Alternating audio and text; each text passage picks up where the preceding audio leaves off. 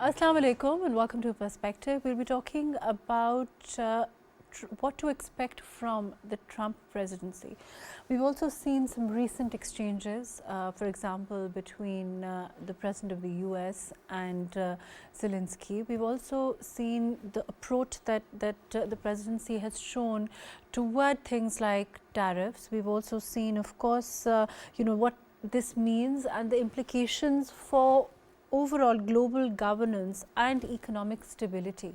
We'll be talking about that. We'll be talking about the role of Russia and in China particularly, and of course the impact overall of how we see it towards our part of the world also. All of that today on Perspective. I have with me Jauhar Saleem, who's former Foreign Secretary and President IRS. Thank you for being with us today. We also have with us Munawar Hussain, who is a foreign affairs expert. Thank you for joining us today. Jauhar, we've spoken about this from time to time before the elections also, and now that some of the things are quite stark and we are looking at the way things are being run, the way things are being said. Overall, as far as the recent exchange is concerned, let's talk about that. How do you see it and what does it mean overall for how things are going to be now in the US President Donald Trump's presidency?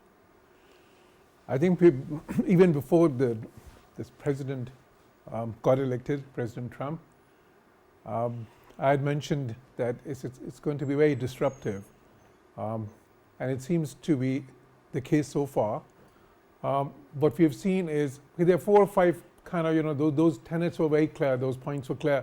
Trump would be big on immigration, although so far the deportations really haven't started in that way that he wants, but they will probably. In other areas, in terms of foreign policy, he's already withdrawn from WHO, he's withdrawn from Paris Accord, and people actually fear that he might even withdraw from many other multilateral institutions. And it was literally writing on the wall that because of his America First policy, and isolationist policy, actually, he would weaken the multilateral institutions by not participating as forcefully as the US under his predecessors had. And US is the most important country in the world, not just in terms of the financial assistance that it provides to those bodies, but also in terms of the support, the political support that it provides, and the multilateral support that it can provide because of the alliances and the allies that it has. But Jauhar Sahab, just as an aside, we know that. We know how important the US is. Does it constantly has to be rubbed down our throat and forced down our throat like it is being under the presidency? Yeah, that's a good point. But you see that again in 2016, President Trump did that. He has, and this time we have to remember that president was not experienced. He did not have popular mandate, in terms of the majority of the votes. And he did not really, at that point in time, they did not have the type of majority in the Supreme Court or sort of, both houses of the Congress as well. So this is a very strong president, and this time he's very... He has the mandate also. Exactly, because the mandate as well, the popular mandate. And this time he's brought his own team. Last time he brought a lot of retired generals, a lot of experienced people. Although he did fall out with most of them, and he ousted many of them. But this time he's brought a team of very hardcore ideologues, so to speak, the Secretary of Defense, the Secretary of State, FBI, everywhere, all the important institutions. We see people who are hardliners, who are his hardcore supporters. And that is why this time it is going to be much more disruptive than before. But we already saw, this is Trump-Zelensky spat that has happened. If we come to that, now this is literally unprecedented. In diplomacy, you don't really see these type of instances. But is it designed to be shown? Yeah, my feeling is many analysts feel that Trump does not shy from such spectacles. And Zelensky was in a very, very awkward position there. But Trump and J.D. Vance didn't mind, So basically, because Trump wants to show to the world, he wants to show to the Russians as well as to his own support in the US that look, I am a deal maker. I want to bring peace, and I want to stop all those killings, and I can get them some lands back as well. But in return, because we have spent $350 billion, then they have to give us something back in return. And look, he is not doing that. He's not willing that. He is, and he's trying to put roadblocks in the way of peace. So he made a public spectacle of that, in my view, and in many analysts' view. But if this is the type of diplomacy which is going to be practiced more and more, then the other countries would become more cautious, in terms of how to deal with the Trump. Already we've seen many changes this time. For instance, Netanyahu was the first to be invited. Then we saw maybe a couple others. Then Modi was there. And after that, it was the British Prime Minister and then the French President, who came later than all these people. Generally, it used to be the British Prime Minister before others and others, So what he's trying to show is that, okay, I do not really care about the old alliances. I don't really care about the Euro-Atlantic alliance as much. For me, it is America first. America's interests are paramount. And, I will not have sort of, any diplomatic niceties or any diplomatic decorum come in the way of that, wherever America's interests are involved. So I think we are going to see more and more this type of diplomacy. We are going to see more and more America's pressure on other countries. But we are also going to see more and more America withdrawing from a lot of multilateral forums. So that would basically, that would make the international order pretty fluid. Okay. Instead of, and then what will happen? Whenever there's a vacuum. I want to come to that. Then, exactly. of course, then that vacuum has to be filled also. Yeah. Let me take Munawar Saab also. Munawar Saab, can you hear me? Yes, I am hearing you. Munawar Saab, if you've been following what Jauhar Saab is saying, do you think the kind of vacuum that he's talking about, then what is, who is likely to fill that in the current, sort of international scenario? I want to talk about this, particularly with regard to, for example, so many international organizations, so many, international forums where if the US leaves, those seats vacant, where and who do we see, coming forth then? Power is always filled by power. In fact, China is a rising power, Russia is a rising power, and intergovernmental organizations, they can also fill the gap, especially the BRIC and other organizations of Global South. But as far as US foreign policy is concerned, I believe this is not a new phenomenon. Okay. If you see American history, you will find the pattern, the similar pattern which is adopted by President Trump. For instance, the founding father of America, President Jefferson, he wanted to remain in isolationism. He does not like to be a part of dirty politics, power politics of Europe. And similarly, whole of 19th century, America remained in isolationism. And even President Wilson, he showed his desire to be the part of world affairs, but his people did not allow him. And the policy of engagement, the policy of liberal world order, it was suggested by George Kennan. He wrote a letter to the American government. He was ambassador of US in Soviet Union. He suggested a policy of containment. And since World War II, America adopted this policy of containment and engagement in the world affairs. Number one. Number two, Americans, they believe that they are different. The concept of exceptionalism is very much there in American psyche. And therefore, they say that we are model for others to follow. And Americans always deny the allies. For instance, France helped America in its independence from Britain colonial Raj. But when there was a war between Britain and France, Americans showed neutrality. Even during the Cold War period, there was many writings and research that who would be the next challenger to America, and the suggestion that was coming in White House, the actors they identified were Japan and Germany, who were the allies of America. So I believe that whatever President Trump is doing is nothing new. Second thing. Third thing is President Trump is adopting a new mercantilist policy. Now, what is mercantilism? Mercantilism means how to increase power and wealth of a nation. And new mercantilism is the revised position of mercantilism, which purpose is to encourage exports and discourage the imports. And I believe in many objectives, President Trump is very successful. For instance, before coming into office, he got the ceasefire in the Middle East, for instance. He wanted to lower down the trade gap with India, which is about $45 billion. And with Europe, this gap is like $330 billion. So he wanted to bridge that gap.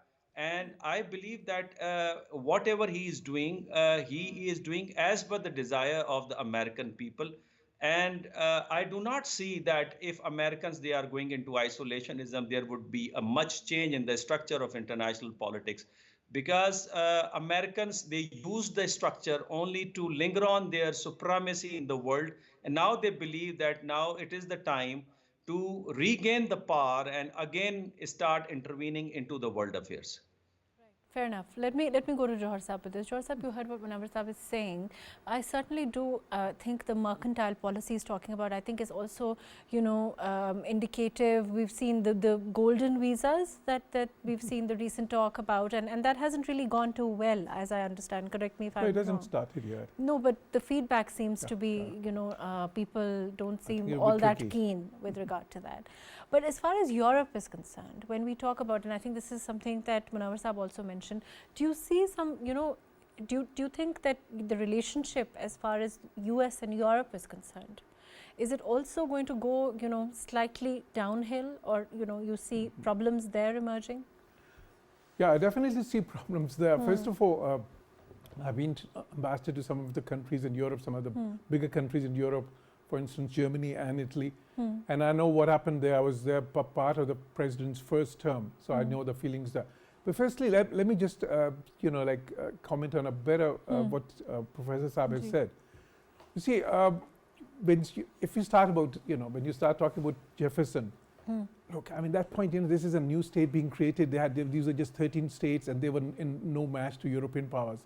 So there's no way that they could have gotten involved in world affairs. They were far away. In the 19th century, but as they became powerful, Professor Saab probably forgot that they came up with Monroe Doctrine. So Monroe Doctrine was, what was Monroe Doctrine? Monroe Doctrine said that, okay, the European powers will not interfere in South America. So already in the 19th century, they defined this sphere of influence. Then in the 20th century, we see the Truman Doctrine. So Truman Doctrine was about containment. Okay, it is true that it was started by some diplomats, these ideas. But it was President Truman. And even during the negotiations, because you see the negotiations Potsdam and after the World War was happening, Roosevelt died. So Truman took his place. And Truman had a very different viewpoint. It was not an isolationist point of view at all. Then the second point is, if you think that this is more of the same, then why has sort of, you know, why are we seeing this sort of, you know, that in 2016, Trump withdraws from Paris Accord, then Biden comes in, he goes back into Paris Accord, then Trump comes back, he withdraws again. Trump withdraw from the Iran nuclear deal, which the previous presidents had painstakingly with the European powers, they had put in place. Trump also, you know, like he also changed tact on many other, for instance, on climate. Now, you know, on climate, his policy and his thinking is totally different. On energy policy, it's totally different. On Euro-Atlantic alliance, it's totally, his thinking is totally different than the previous presidents. I mean, this has been a long-standing principle of American foreign policy since the Second World War, to sustain and strengthen the Euro-Atlantic alliance. Trump doesn't believe in that. You know, Trump has really undermined the Euro-Atlantic alliance in many ways. And what happened this spat with Zelensky? Well, you know what you see now. All the heads of states and governments in Europe, with the exception of the Hungarian Orban, they have come out in support of Zelensky. Right. You know, and they have not said anything in support of Trump or J.D. Vance. What happened in that particular spat. In that situation, there's general sympathy for Yeah, exactly. So the point is, this is widening the gulf between the European perspective and the American perspective. Now, having stated that, I still believe that the U.S., you know, has such a preeminent power, and Europe, you know, despite the fact, you know, like despite the fact that it almost got a similar GDP, combined European Union, as much as America, although America's GDP is increasing and Europe's, unfortunately for them, is decreasing. But they cannot take America's place, even if they want to. Because if America would withdraw, for example, in terms of supporting Ukraine, they cannot sustain the endeavor there. So Europeans are dependent on Trump. And that is their dilemma, what to do, because they feel threatened by Russia. Now, Trump, in many of the statements he's made so far, he's tried to understate the threat emanating from Russia for the Europeans. So apparently, quite clearly he has got a different perspective there. Now, in other terms as well, Europeans are not protectionists. Trump is very protectionist. Okay, on climate change they have very different views, but also in terms of multilateralism. In terms of staying involved with multilateral institutions. Trump is not very interested in the UN system. Europeans are very interested. Trump has lukewarm interest in NATO. Europeans are very interested. So we see, I see in many ways, this is a new era in the European-American relations. When J.D. Vance went to Munich Security Conference recently, he delivered, what he delivered was not a speech, it was a lecture. He criticized all the European countries, and he criticized them in terms of what could be called their internal matters. Right. There was something that was not done before. I've attended 4 or 5 times the Munich Security Conference. I'd never seen such a speech there. So the thing is, we are in a different era, and what we will see now, we will see a scramble in a way. Basically, the Europeans will see what are their options now. But there's no way they can leave America because their vital stakes are involved. But the other powers, for instance, Chinese, the Russians, they will see how with this type of a disruption, where there is more space for them, they will try to move in. Where there's there's the challenges for them, for instance, in terms of this protectionism, or in terms of the Indo Pacific strategy, which apparently Trump believes in very much, because he invited Modi very soon after coming to power, and the agreements and MOUs they've signed and the understandings they've had, they clearly indicate that. So that is where the Chinese, they'll be wary. But the biggest, conflict that we'll see between the East and the West, so-called, like China and Russia on one side and the West on the other, would be in the domain of technology. Okay. That is where I think in the coming years we will see defining if you can call them battles, but defining competition taking place. And I think that will demarcate how the international order will emerge after that. Right, fair enough. Munawar Sahab, as far as, for example, the role of China and Russia is concerned after this meeting also, how do you see things shaping up there with regard to, our relationship with China, of course, on the one hand, and overall we've seen, the recent, for example, the arms deal between US and India. Do you think that, that relationship is likely to get more dynamic? It's likely that there's likely to be more such perhaps deals there, and for example, we've seen India being used as a, propped up, so to speak, against a power like China. Chinese, they always behave like old wise men. They behave patiently and they wait for the time. And Chinese, they are not interested to bring any world structure, but rather their claim is that they would bring certain reforms in existing structure because this existing structure is benefiting them. Why they have become an economic giant? It is because of this globalized policy of United States of America. In fact, American technology has given economic boom in China. No doubt in it that Chinese, they introduced certain reforms in 1990s, and that reforms paved the way for an economic boom in China. But I mean, the economic modernization is because of American contribution, number one. Number two, as far as Monroe Doctrine is concerned, I believe that Americans themselves have compromised this Monroe Doctrine. For instance, in 1898, when Americans they initiated war with Cuba, they did not attack Cuba, but rather they attacked Manila Port because Manila Port was more important as far as trade was concerned. Though their claim was in Monroe Doctrine that they would not tolerate interference of any European power into American backyard. For American, Far East Asia is more important because of buying capacity of the people, because of the trade route, not Southern America.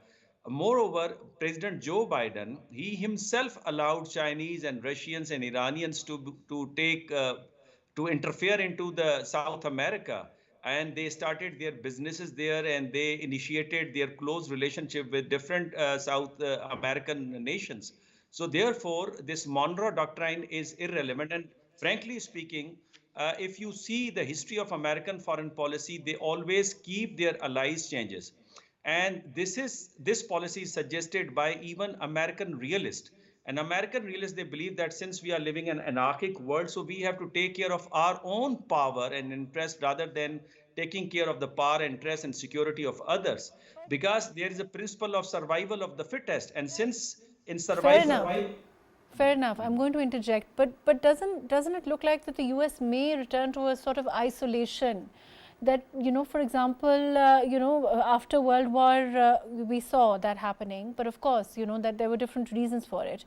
But Trump's foreign policy could eventually lead to a diminished role for the U.S. Isn't that also true? This is one of the critique. This is one of the critique because the many scholars, they believe that having trade deficit with nations is basically paying American in terms of increasing its influence, because dollar at the end of the day, dollar comes into America again. Uh, uh, but you believe that how we define this isolationism? If we are defining isolationism in terms of that America would completely cut off with the nations of the world, I mean, this would not be the correct definition.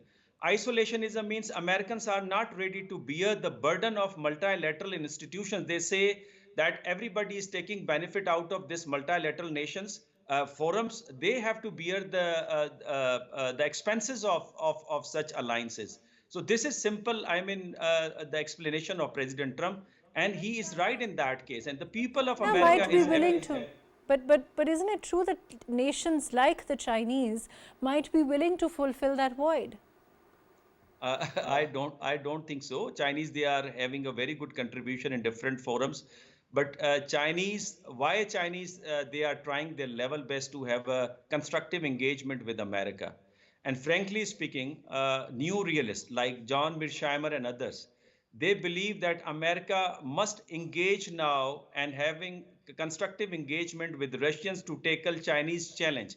As in 1970s, America started engagement with the help of Pakistan with Chinese to contain Soviet Union. I think this would be the policy, and I believe that Chinese, they would try their level best to have a constructive engagement rather than clash with America by introducing alternative model in the world politics. Do you agree, Jauhar Sahab, do you agree? Because, there's some critics who feel that because of, this isolation or a diminished role, if not isolation, the US is perhaps, China can perhaps expand its influence. And, for example, it has done so, in global trade particularly. The more that the US sort of, steps back, the more they step in. And that, you think, is how true is that?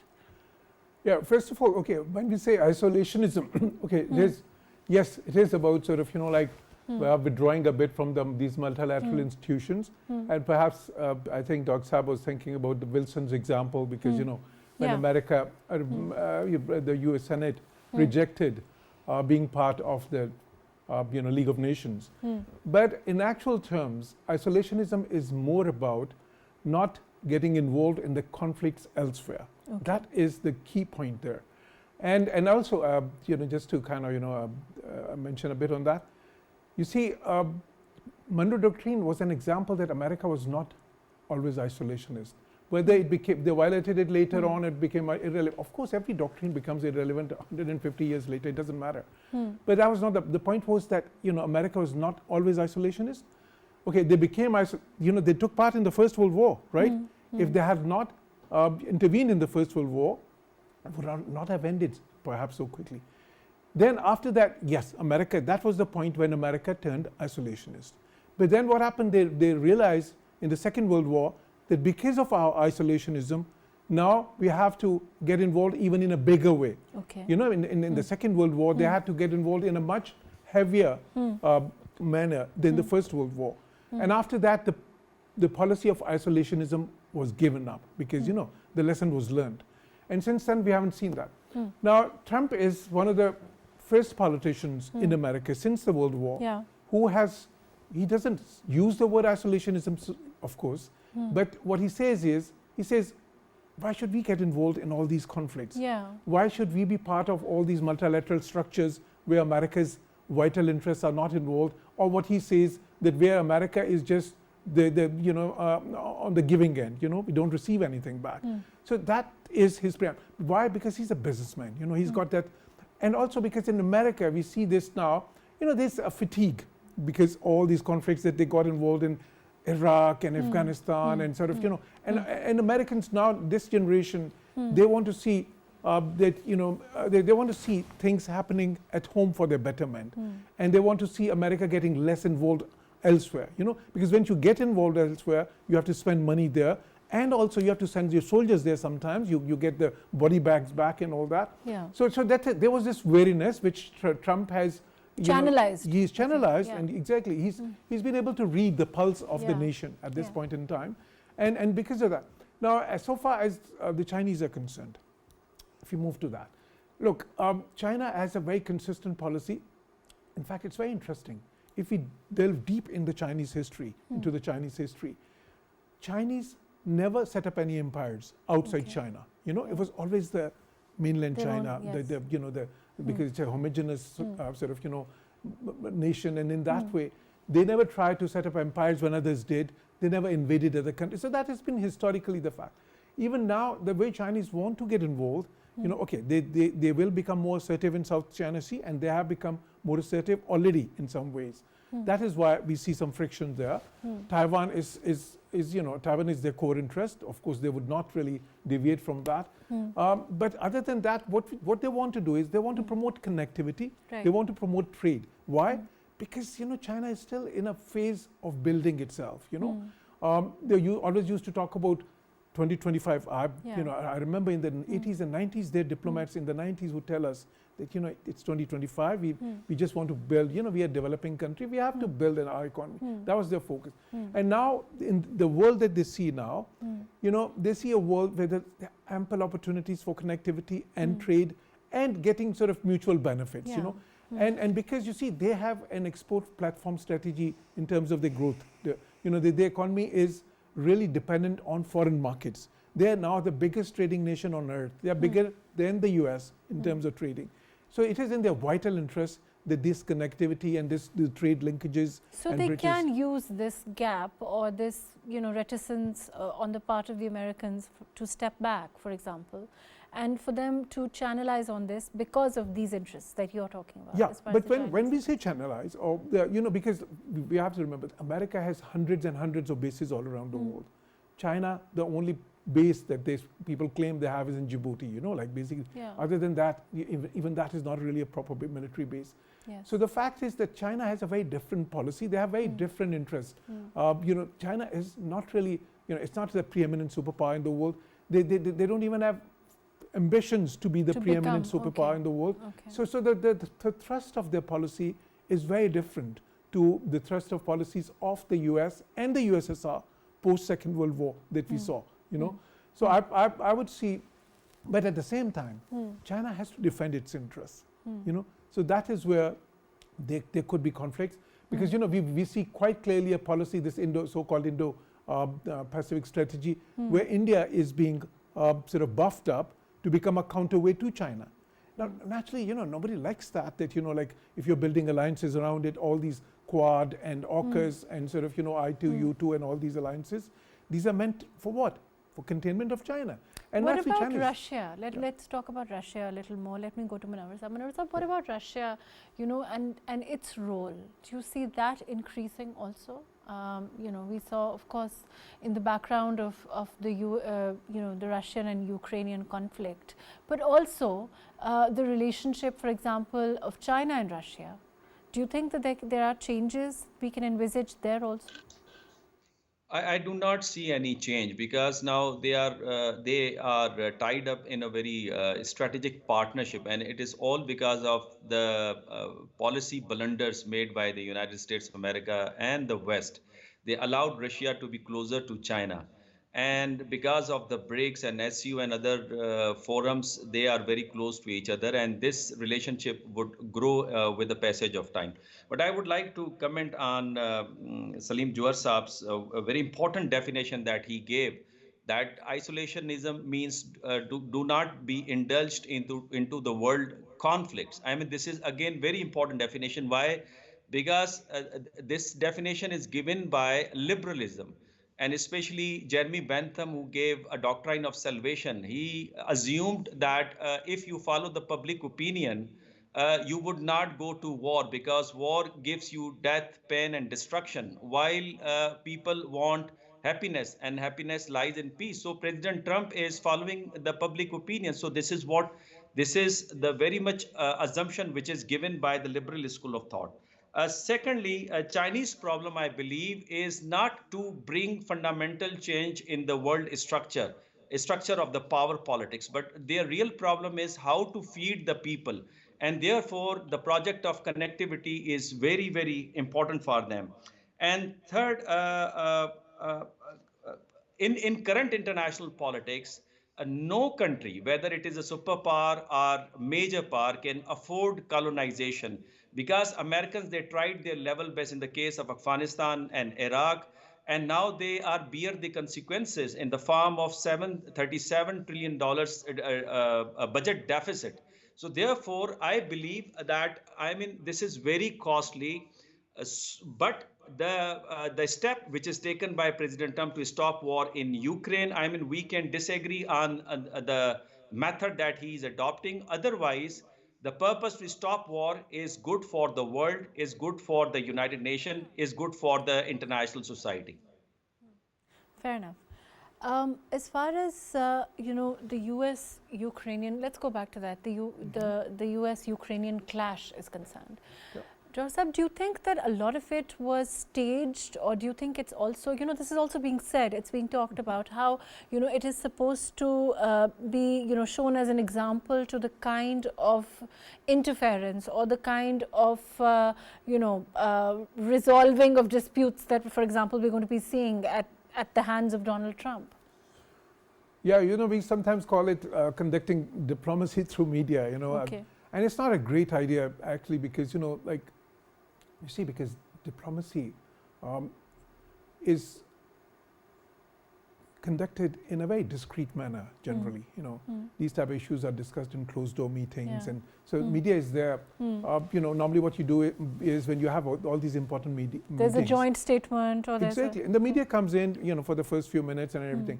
And if there's a press takeout, a press conference, joint press conference and everything, there's generally an understanding beforehand, and sort of, and you take a great care not to sort of, violate the other's space or embarrass them. Yeah, or to embarrass them, exactly.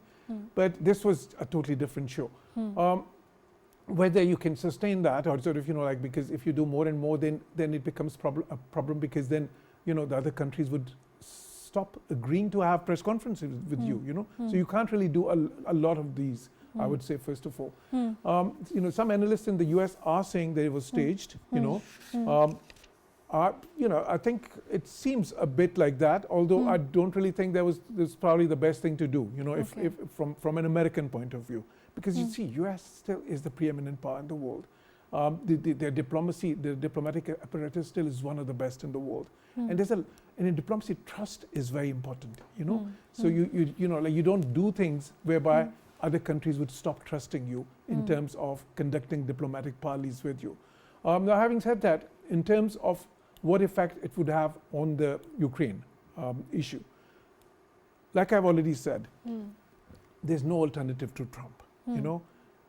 It's despite all that has happened, it's not possible that Zelensky could just go to the European leaders and say, okay, let's forget about America and you just fill in that role right. now, because they cannot. Without America, they cannot carry on resistance against, or this war against Russia. So what happens between them now after this debacle? I think what happens is that both the sides, because Zelensky, quite frankly, okay, Trump said it too openly, which probably like is not what you do in diplomacy. But the fact is that he actually doesn't really have a lot of cards. Okay. That part is true. Much of what they said, was right, but not said in the right way. Exactly, and, right. and you don't say it publicly. You don't embarrass others, like that. So Zelensky does not really have a lot of cards. If the Americans withdraw their support, he cannot continue to resist the Soviet troops there. Okay. And the Europeans are in no position to sustain this war just on their own. Right. So at the end of the day, what is going to happen is, and it's already happening there, you see signs of that, Zelensky will walk back, then maybe Trump will walk back a little, because after putting all this pressure, the Europeans, now behind the scenes, right now, as we speak, a lot of diplomacy would be going on there. A lot of telephone calls from the European leaders to America, a lot of sort of, talks between at high levels, the officials levels, or let's say the Secretary of State and all these levels. And they will come up with sort of, some sort of a solution.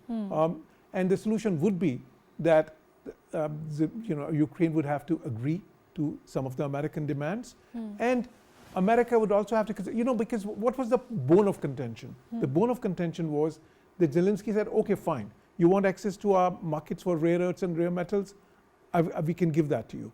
But we need security guarantees, because he said 25 times the Russians have violated the ceasefire. What if they violate it again after we sort of, we have an agreement and everything? The Americans are not willing to, at this point in time, to give the type of guarantees that he wants, because he wants, for instance, peacekeepers there, maybe American peacekeepers or NATO peacekeepers and all that. So, but with more negotiations, eventually they will come up, with some solution, something which is sort of, which is somewhere in the middle, and and that is how. But personally, I think this war has to stop now, and Europeans, they understand that that they cannot really sustain this war anymore. The Americans want to stop it, and even it is in Russia's interest to now right. basically. Fair enough. I want to move on, as we have limited time. Munawar Sahib, as far as these global power dynamics are concerned, we are, of course, we see them at the very least they're shifting, or one can agree on that. How do you see, as far as Pakistan and us navigating our foreign policy is concerned, with regard to this new world order, or, with regard to changing, conditions, as far as changing conditions of engagement, so to speak, particularly, for example, with US, China, Russia even. How do you see us navigating the new, palette at this time? The fundamental changes within the region and at the global stage, I believe that there is a space to play. And Pakistan has opportunity to have a good relations with all major key players of international politics, including the regional players. But for that, we need to put our house in order first. I believe that number one. Number two, we have to have a coordinated policy. I see lack of coordination like between academia, practitioners, diplomats, and media persons, because academia construct the narrative and the media disseminate the narrative, which is quite essential for having certain objectives in international politics. Similarly, the practitioners, they are in a good position, especially the diplomats, to define the external situation, because without having proper definition of external situation, you cannot have a proper goal and the assessment regarding your options. So for that, we have to have these steps. Otherwise, Pakistan is in a good position. Up till now, Pakistan is trying its level best to have at least good relations with all major powers, including China, Russia, and United States of America. One lesson that we need to learn from Ukraine and the embarrassment that President Zelensky had in Oval Office is that we must not put egg into the basket of one superpower. Rather, we have to more rely on our own indigenous development rather than relying heavily on the power. And I believe that this war is over and there is a complete defeat of Ukraine because they lost 33% of their GDP in the first year of their war. They lost almost 43,000 kilometer road structure, which is about $1 billion. They lost completely their commerce and industry, which is about $175 billion. And still, they are looking towards United States of America and the European power. They lost their country, and Zelensky had a chance in March 2023 when he was offered negotiation with by President Putin. He could have certain concessions. At least he could save the minerals, the natural resources of its country. I think I do not see the fate of Zelensky protected or saved in future. He might have a same fate of Saddam Hussein and Colonel Gaddafi and Hosni Mubarak. Fair enough. Munawar Sahib, the same question from you. You see us, do you agree with what Munawar Sahib is saying? I think largely about, of course, not putting all our eggs in the, basket as far as US is concerned, and perhaps branching out to...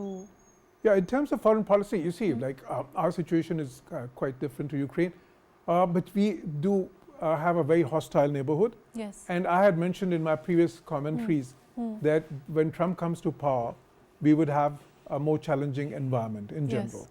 Now that seems to be happening already. We've seen with Modi and sort of, like when he visited the US, the agreements and MOUs and everything they've had, particularly in the fields of sort of, sophisticated technologies and defense, so many new agreements and sort of understandings. So that really raises the bar for us so far as our national defense is concerned, in terms of our deterrence and all. Similarly, in terms of our vital economic interests, it's going to be a more challenging environment. Why? Because Trump is protectionist. And we have to remember that America is the biggest importer of our textiles as a single country. And we have our biggest trade surplus with the US, So if America becomes more protectionist, it doesn't really, it's not a good omen for us. Similarly, in terms of if we see a world where sort of, the multilateral structures would be weakened, that again could become difficult for Pakistan. Can you imagine a world where America, I mean, it's not happening right now, but what if eventually they decide, okay, the Americans decide to kind of, dilute the involvement with the World Bank and IMF as well, for instance, and the sort of, the UN system, for example, because Pakistan relies heavily on this financial infrastructure, the multilateral financial infrastructure of the world. We rely on the UN system as well in many ways. We rely upon it. And sort of, and we rely upon a world, we at least want to see a world where you have more predictable sort of alliances and more predictable and politics. unpredictability is the key as far as exactly, and that is what he's introducing to it. So I see sort of, there's definitely a need, of course, that is always there, a need for better coordination, but there's also a need for reviewing, and that is also good to review your foreign policy to see. And I have always said that, and that would be my last word on it, that we really need to focus on the economics, geoeconomics rather than geopolitics, because of the state of our economy and the state of our human development. And sort of, and the fact that our population is growing and we need to find jobs for them and everything. So people-centric foreign policy, would be the key, I would say. Right. Thank you so much for being with us today. Jauhar Saleem, thank you for joining us. Munawar Hussain, thank you for your time. Overall, this was an extremely interesting discussion on what the change in the US presidency under Donald Trump could mean for the world and for Pakistan also. Of course, it means, like said earlier, more concentration on geoeconomics rather than geopolitics for Pakistan as a whole. It also means a more people-centric approach, like Jauhar Sahib said, for us at home, and perhaps even a rethink as far as our policy with regard to the US is concerned, considering, of course, Trump's transactional approach that we've clearly seen before us. On that note, thank you so much for joining us today on Perspective.